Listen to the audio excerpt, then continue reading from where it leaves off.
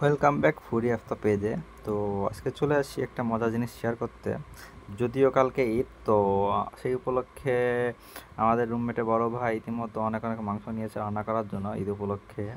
তো এটার রহস্য পরে বলতেছি, যে এত হঠাৎ করেই আমাদের এত মাংস কেন রান্না করি বা কী, সেটা বলছি। তো দেখতে পাচ্ছেন ইতিমধ্যেই তিনি সব কিছু অলরেডি দেওয়া শেষ। আমাদের আসলে মনে ছিল না ব্লগ করার কথা, তো সব কিছু দেওয়ার পরে মনে পড়েছে ব্লগের কথা। এরকমটা আগেও কয়েকবার করা হয়েছে প্রতি ঈদে, তো আসলে ব্লগ করার কথা মনে পড়ে লাস্টের দিকে এসে। তো ইতিমধ্যেই সব কিছু দেওয়া শেষ হয়ে গেছে, এখন হচ্ছে মাখানোটা বাকি, মাখানো শেষ করতেছে উনি। তো দেখতে পাচ্ছেন কত সুন্দর করে মাখাচ্ছে, অনেক অনেক মাংস, এখানে রয়েছে 6 কেজি মাংস। আর চলে আসি এবার মেন কথায়। তো এটা হচ্ছে আমাদের ঈদের আগে আমাদেরকে কোম্পানির পক্ষ থেকে অনেক কে মিলে একসাথে একটা গরু কুরবানি দেওয়া হয়, আই মিন গরু জবাই দেওয়া হয়।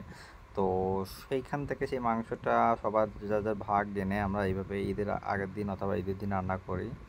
তো যে যার যে কয় ভাগ থাকে সেটা সেই রান্না করে ফেলায়। তো সেই নিয়ম অনুযায়ী উনিও ওনারটা শুরু করেছে, আর আমিও আমারটা চুলায় চলতেছে অলরেডি, প্লাস আমার খাওয়াও হয়ে গেছে।